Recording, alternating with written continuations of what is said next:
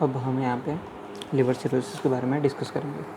तो सबसे पहले लिवर सिरोसिस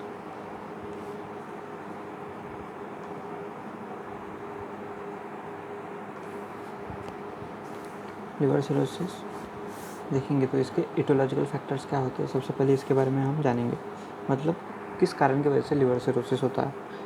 तो इटियोलॉजिकल फैक्टर्स, तो गेस कीजिए क्या हो सकता है इटियोलॉजिकल। आपने बहुत बार सुना होगा लिवर सिरोसिस किसको होता है, जो लोग सबसे ज़्यादा दारू पीते हैं। तो सबसे मेन कॉजली उसका इटियोलॉजिकल फैक्टर्स में आता है अल्कोहल। दूसरा मेन कॉज आता है वायरल हेपेटाइटिस।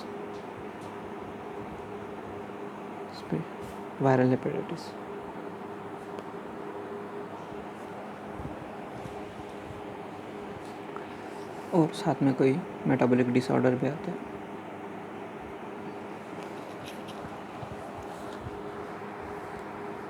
Metabolic disorder. और लास्ट में हम देखेंगे non alcoholic fatty liver disease.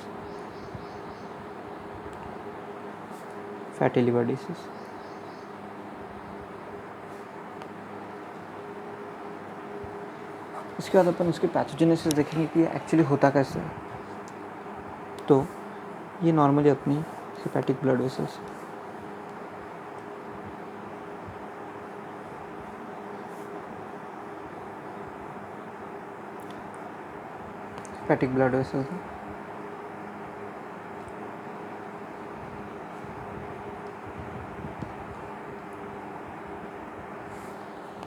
ऐसे ब्लड की एंट्री होती है।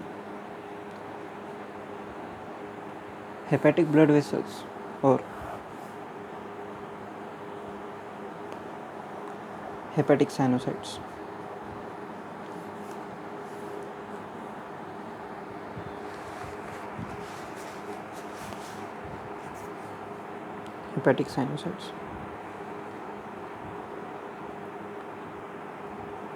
इन दोनों के बीच में गैप होती है। तो नॉर्मली अगर जिसको लिवर सिरोसिस नहीं रहा तो नॉर्मली यहाँ से ब्लड का एक्सचेंज होता है, ठीक है, यहाँ से ब्लड का एक्सचेंज होता है।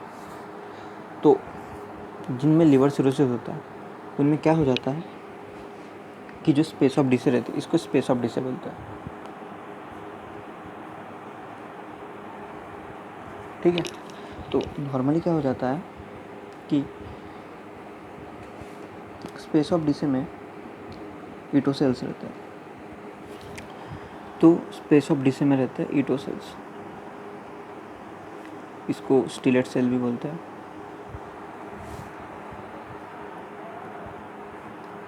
ईटो सेल, स्टिलेट सेल भी बोलते हैं। तो इनमें इंजरी हो गई।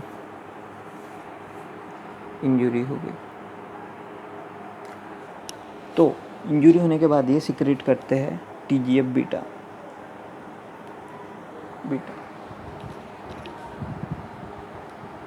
ठीक है।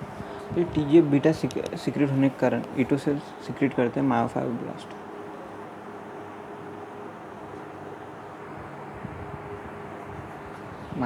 सिक्रेट होते हैं। तो मायोफाइब्रोब्लास्ट क्या हो जाता है, ये स्पेस ऑफ डिसी में डिपॉजिट हो जाता है। मायोफाइब्रोब्लास्ट स्पेस ऑफ डिसी में डिपॉजिट हो जाता है। अब देखिए पहले इन दोनों की, अगर इसमें कोई भी चीज़ डिपॉजिट हो गई है तो ये क्या करेंगे, ये जो वेसल है ऊपर वाली वेसल, डिपॉजिट होने के कारण ये ऊपर वाली वेसल को कंप्रेस करेंगे, ठीक है। तो ये एक्चुअली उसका मेन मैकेनिज्म एक्शन है। अब इनके कारण किस तरह के अपने को क्लिनिकल मैनिफेस्टेशन आ सकते हैं वो देखेंगे। क्लिनिकल मैनिफेस्टेशन, तो सबसे पहले क्या हो जाएगा, मायोफाइब्रोब्लास्ट अगर हेपेटिक ब्लड वेसल को कंप्रेस कर रहा है, डिपोजिशन स्पेस ऑफ डिसी में उनका डिपोजिशन होने के कारण अगर वो हेपेटिक ब्लड वेसल को कंप्रेस कर रहे हैं तो उनका सबसे पहले क्या आएगा, पोर्टल हाइपरटेंशन। क्यों? क्योंकि ये हेपेटिक ब्लड वेसल को कंप्रेस कर रहे हैं, मायोफाइब्रोब्लास्ट, पोर्टल हाइपरटेंशन, ठीक है। पोर्टल हाइपरटेंशन के कारण कंजेस्टिव स्प्लीनोमेगाली हो जाएंगे। स्प्लीन होने के लिए। अब नॉर्मली क्या है, अगर लीवर का फंक्शन चलता रहा तो लीवर के बहुत सारे काम रहते हैं। वो प्रोटीन सिंथेसिस करता है, साथ में बहुत सारे कोआगुलेशन फैक्टर्स भी सिक्रेट करता है। पर अभी क्या हो गया, लीवर के सेल्स डैमेज हो रहे हैं, तो अच्छे से प्रोटीन भी सिंथेस कर पाएंगे क्या? नहीं। तो इसमें क्या हो जाएगा, डिक्रीज इन प्रोटीन सिंथेसिस।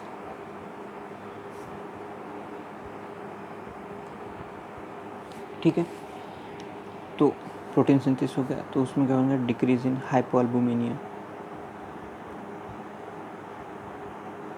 अगर बॉडी में नॉर्मल प्रोटीन का कॉन्सेंट्रेशन मेंटेन रहा तो बॉडी सब नॉर्मल फंक्शन करते, पर अल्बुमिन की कंसंट्रेशन कम गई, मतलब फ्लूइड में प्रोटीन की कंसंट्रेशन कम हो गई है, तो उसके कारण क्या होता है, इडेमा हो जाता है। इडेमा इज मतलब जो फ्लूइड रहता है वो बाहर वाली इंटरस्टिशियल स्पेस में बहुत ज़्यादा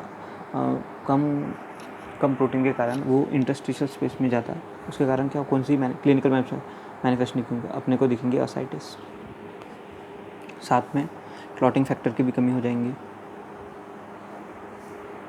डिक्रीज इन क्लॉटिंग फैक्टर। और कोई गेस कर सकता क्या हो गया,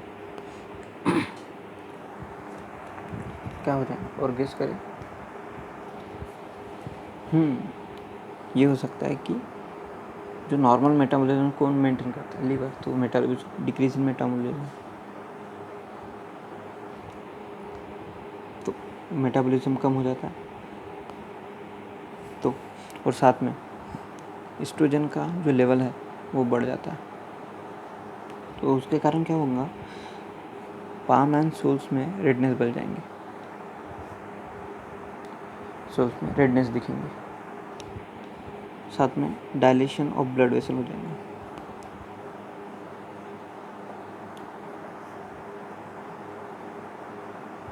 अगर एस्ट्रोजन का कॉन्सेंट्रेशन बढ़ रहा है तो अपने कौन से क्लिनिकल मैनिफेस्टेशन दिख सकती है? हाँ, बराबर है आप, गायनेकोमास्टिया, सही है, गायनेकोमास्टिया। ठीक है, अब मेटाबॉलिज्म भी कम हो रहा, तो नॉर्मली अमोनिया कौन से साइकिल से मेटाबॉलिज्म होता, तो अमोनिया लीवर में मेटाबोलाइज होता, पर क्या हो जाएगा, अमोनिया अभी लीवर के में प्रॉब्लम आ गई तो अमोनिया अच्छे से मेटाबॉलिज्म नहीं हो पाएगा, उसके कारण नॉर्मल NH3 के लेवल हो जाएंगे, NH3 के लेवल बढ़ जाएंगे, तो उसमें क्या होगा, हेपेटिक एन्सेफेलोपैथी होगा। एन्सेफेलोपैथी मतलब अमोनिया ब्लड ब्रेन बैरियर को क्रॉस करके क्या करेंगे, ब्लड ब्रेन बैरियर को क्रॉस करेगा और ब्रेन में जाके डिपॉजिट होंगे, तो उसके कारण हेपेटिक एन्सेफेलोपैथी। ठीक है, उसके कारण अभी मेटाबॉलिज्म कम होगा तो decrease in potassium, decrease in hydrogen और डिक्रीज इन सोडियम की कॉन्सेंट्रेशन होंगी, साथ में हाइपोक्सिया भी होगा। ठीक है, हाइपोक्सिया